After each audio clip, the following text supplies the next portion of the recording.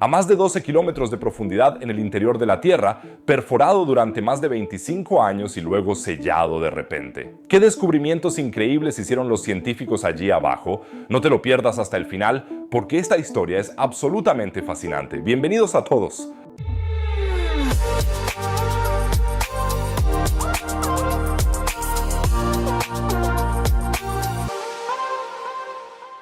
Una carrera hacia el centro de la Tierra suena a algo sacado de una novela de Julio Verne, pero en realidad fue algo real. Mientras Estados Unidos y la Unión Soviética luchaban por la supremacía en el espacio durante la década de 1960, otra carrera, mucho menos conocida, se libraba al mismo tiempo. ¿Quién puede adentrarse más en el interior de la Tierra? Si las historias fascinantes sobre hazañas de ingeniería te entusiasman tanto como a mí, no lo dudes y suscríbete al canal ahora mismo. No te cuesta nada, no te perderás ningún video más y me estarás ayudando muchísimo. Muchas gracias a todos.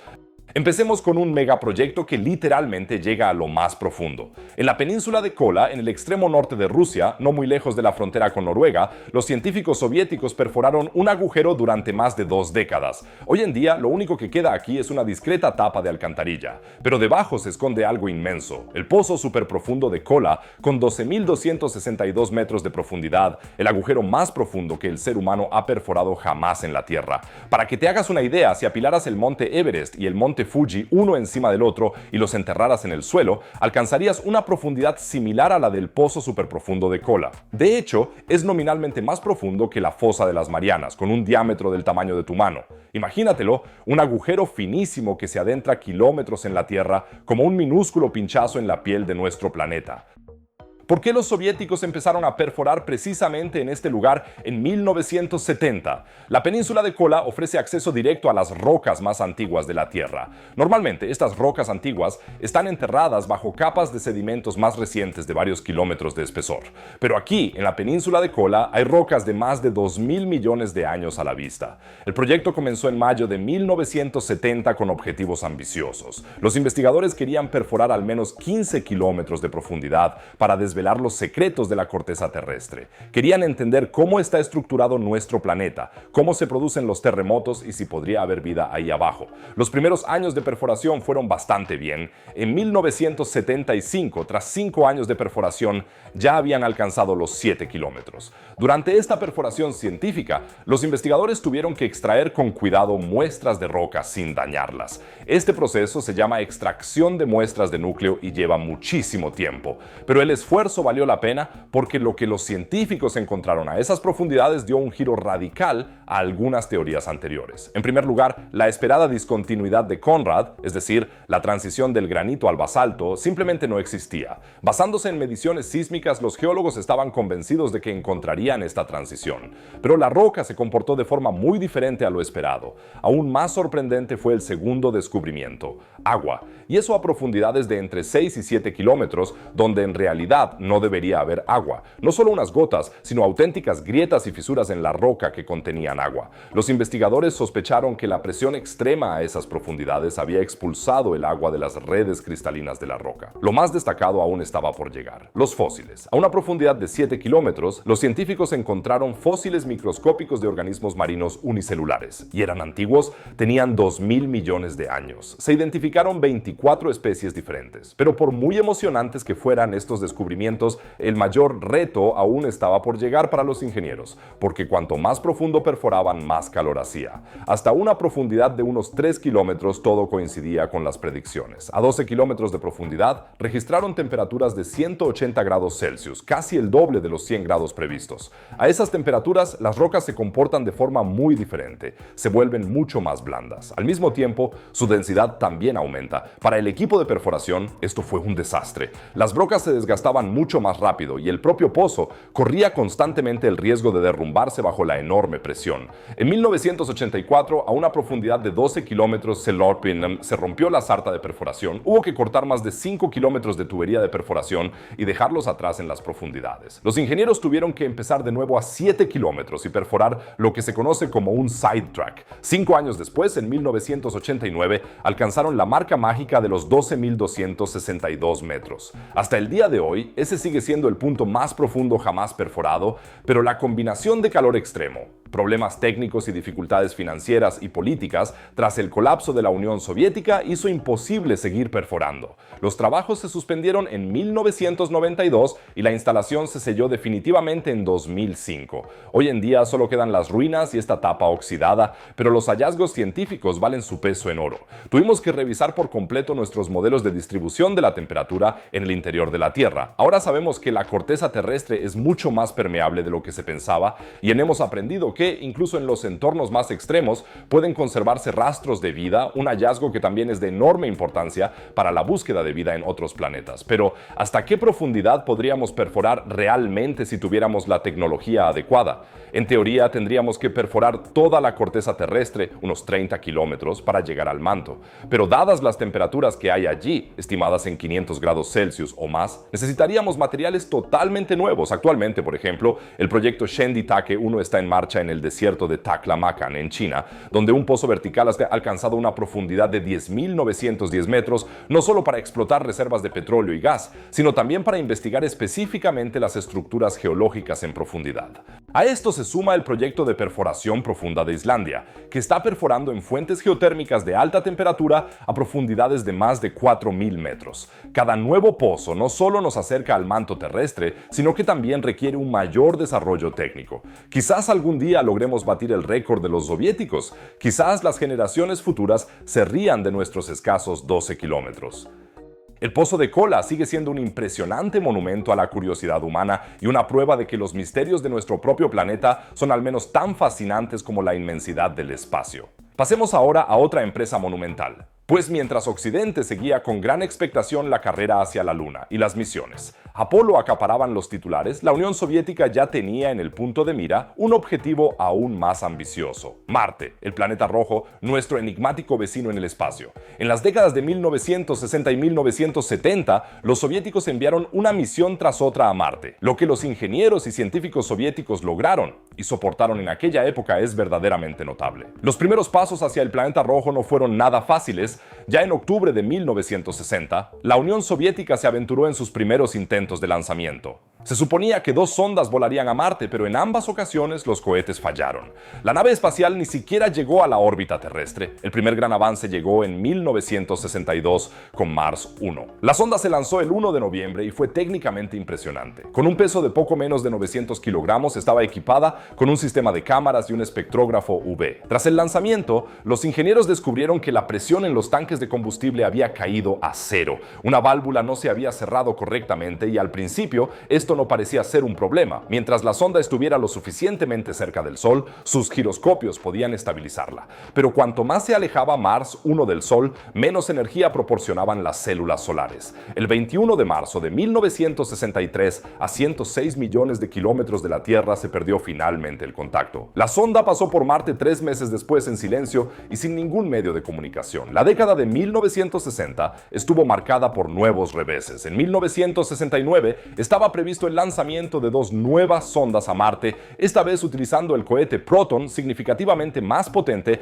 que podía transportar más de 3.800 kilogramos al espacio. Pero ambos lanzamientos fracasaron estrepitosamente. En uno de los casos, el cohete explotó a una altitud de tan solo 50 metros y la base de lanzamiento quedó contaminada con propulsores tóxicos durante meses. Pero entonces, por fin, en 1971 llegó un rayo de esperanza. Mars 2 y Mars 3, 2 sondas idénticas con una masa de lanzamiento de 4.650 kilogramos cada una, llegaron realmente al planeta rojo en 1971. Eran las naves espaciales más pesadas que los soviéticos habían enviado jamás a Marte y cada una llevaba un módulo de aterrizaje que pesaba unos 450 kilogramos. Lo que las hacía especiales era que estos módulos de aterrizaje llevaban a bordo pequeños rovers del tipo Prop-M, diseñados para desplegarse de forma autónoma. Estaban equipados con un cable de 15 metros de largo para la transmisión de datos. Pero aquí también el destino intervino de forma desafortunada. En la Mars 2, el sistema de control automático falló, el módulo de aterrizaje entró en la atmósfera con un ángulo demasiado pronunciado y presumiblemente se estrelló cerca de la cordillera marciana Hellespontus Montes. La Mars 3, por su parte, sí que tuvo éxito. La sonda aterrizó en el borde del cráter Ptolemy y empezó a transmitir una imagen. Mars 3 fue, por tanto,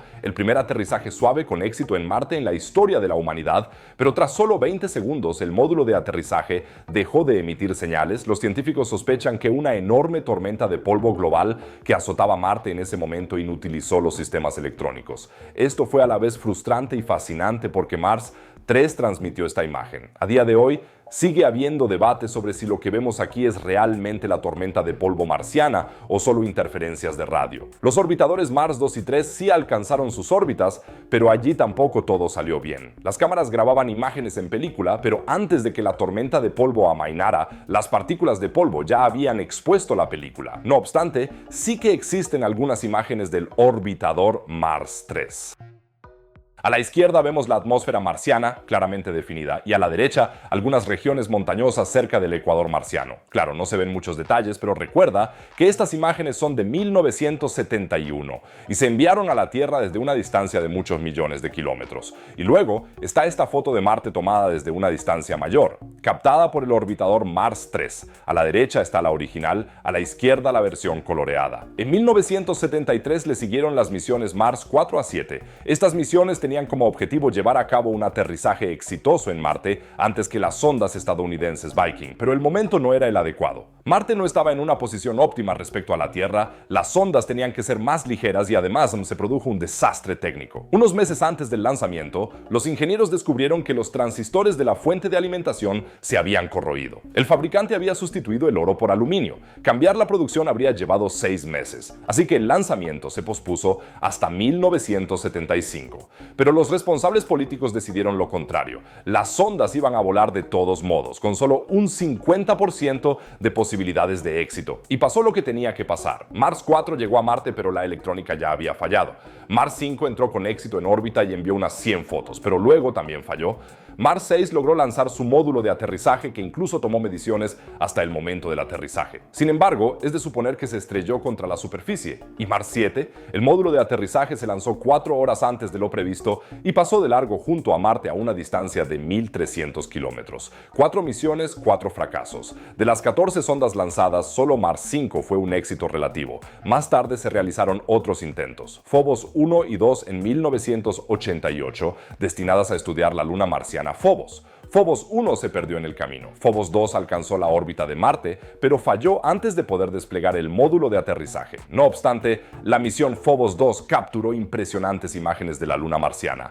Phobos tiene un diámetro de solo unos 22 kilómetros. Navegar hasta él con tanta precisión y capturar imágenes suyas fue, por lo tanto, un gran reto. En algunas fotos de la superficie marciana tomadas por Phobos 2, incluso podemos ver la sombra alargada de Phobos. En 1996, Mars 96 falló en el lanzamiento y en 2011, mucho después del colapso de la Unión Soviética, se lanzó la misión rusa Phobos Grunt, una sonda espacial que nunca pasó de la órbita terrestre y acabó estrellándose. Marte es y sigue siendo increíblemente difícil de alcanzar. Más de la mitad de todas las misiones a Marte, no solo las soviéticas, sino las de todo el mundo, han fracasado. El planeta rojo se ha ganado de verdad su reputación de cementerio espacial. Los ingenieros y científicos soviéticos tenían valor y visión. Intentaron cosas que técnicamente estaban al límite de lo factible y a menudo lo sobrepasaron, pero los viajes espaciales son brutales. Un pequeño error, un transistor corroído, una válvula que se queda abierta y años de trabajo se echan a perder. Pero como todos sabemos, se aprende mejor de los errores y aunque los soviéticos solo tuvieron un éxito limitado en Marte, enseñaron a la humanidad lecciones muy valiosas. Las misiones actuales a Marte de la NASA, la ESA, China y otros se benefician de esas primeras experiencias, a menudo dolorosas. Las misiones proporcionaron los primeros datos de medición reales sobre la atmósfera marciana, las tormentas de polvo y las condiciones extremas durante la entrada, el descenso y el aterrizaje. Por encima de todo, los breves pero históricos éxitos de Mars 3 demostraron lo cruciales que son la electrónica meteorológica y la redundancia en Marte. Estos conocimientos se incorporaron directamente a los conceptos de aterrizaje posteriores. Muchos de los estándares actuales, desde ordenadores de a bordo más robustos hasta mejores sistemas de protección contra el polvo y el calor, también surgieron como consecuencia de estos fracasos soviéticos. Pero no todos los experimentos soviéticos estaban cuidadosamente planificados y meditados. A veces eran puramente científicos y otras veces implicaban coincidencias increíbles. Pregúntate esto: ¿qué pasaría si metieras la cabeza en un acelerador de partículas? ¿Algo que nunca debería ocurrir? Pues bien, esa pregunta tan extraña encontró una respuesta espectacular en 1978. Eso es exactamente lo que le pasó a Anatoly Bogorsky, un físico ruso que trabajaba en el Instituto de Física de Altas Energías de Prudvino, Rusia, por entonces todavía parte de la Unión Soviética. El instituto se había fijado el objetivo de investigar las partículas subatómicas y las propiedades de la física nuclear. Y Bogorsky participaba en un proyecto de investigación especial centrado en la construcción de aceleradores de partículas. Los aceleradores de partículas son dispositivos que aceleran partículas subatómicas a altas energías para estudiarlas cuando chocan entre sí. Y los resultados de estas colisiones pueden, en el mejor de los casos, mejorar nuestra comprensión de las propiedades fundamentales del cosmos. A finales de la década de 1970, Bogorsky trabajaba en el acelerador de partículas más grande de la Unión Soviética, el síncrotrón U-70, capaz de acelerar protones hasta energías de hasta 76 gigaelectronvoltios. Sin duda, un trabajo muy emocionante, pero el 13 de julio de 1978, Bogorsky probablemente habría preferido un poco menos de emoción. Bogorsky quería investigar un problema con el tubo de haz, el conducto en el que se aceleran las partículas. Cuando metió la cabeza en el tubo, ocurrió lo impensable. Un haz de protones atravesó el tubo y le perforó el cráneo. ¿La razón? Un error humano. El acelerador fue activado por un colega que también quería resolver el problema que había llevado a Bogorsky a meter la cabeza en el tubo. ¿Qué le pasó a Anatoly Bogorsky en ese momento? Bueno, sobrevivió y por lo tanto pudo describir con detalle cómo percibió el haz de protones atravesando su cerebro. Según su propio relato, vio una luz más brillante que 1000 soles, pero no sintió ningún dolor. Tampoco hubo lesiones externas. El haz de protones tenía tanta energía que atravesó el cráneo de Bogorsky sin perforarlo. El haz atravesó su cráneo a tal velocidad que el daño se concentró en una zona muy pequeña y la piel exterior quedó prácticamente intacta. Sin embargo, dentro del cerebro de Bogorsky, el haz de protones causó algunos daños en el tejido y las células. El daño a las fibras nerviosas que controlan los músculos faciales provocó una parálisis facial parcial. El haz de protones también dañó las células nerviosas del oído de Bogorsky, lo que a su vez provocó un tinnitus persistente. Pero eso fue todo. Bogorsky sacó la cabeza del tubo de acero con el cerebro atravesado por un haz de protones de alta energía, y las únicas secuelas fueron una parálisis facial parcial y el tinnitus.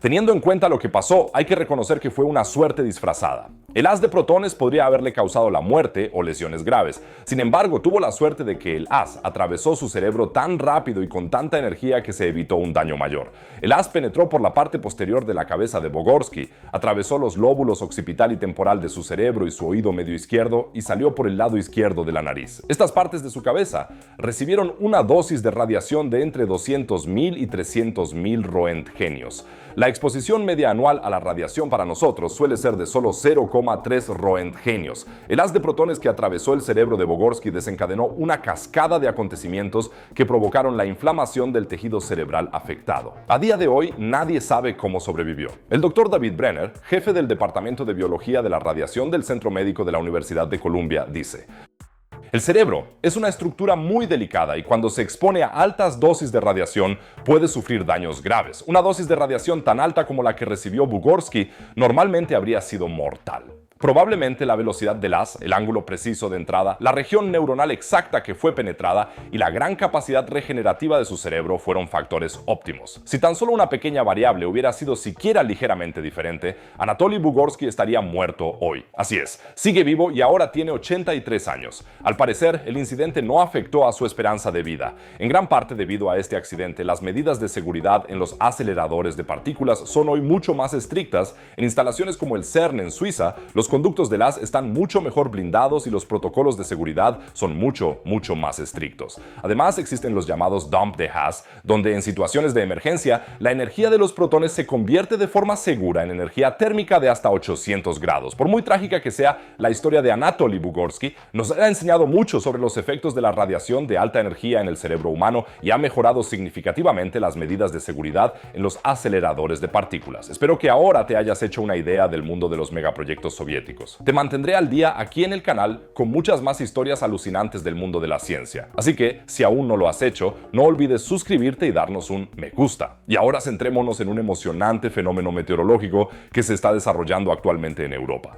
Una enorme nube procedente del Sáhara ha llegado hasta aquí y está tiñendo el cielo de rojo. Miles de toneladas de polvo del Sáhara flotan sobre Europa, provocando fenómenos fascinantes como la lluvia de sangre e incluso los llamados halos solares. Para saberlo todo sobre este emocionante encuentro entre África y Europa, ver las espectaculares imágenes originales y entender cómo se produce este fenómeno, no te olvides de hacer clic en el vídeo que aparece en la esquina superior derecha. Como siempre, encontrarás otro vídeo sobre ciencia y el espacio en la esquina inferior derecha.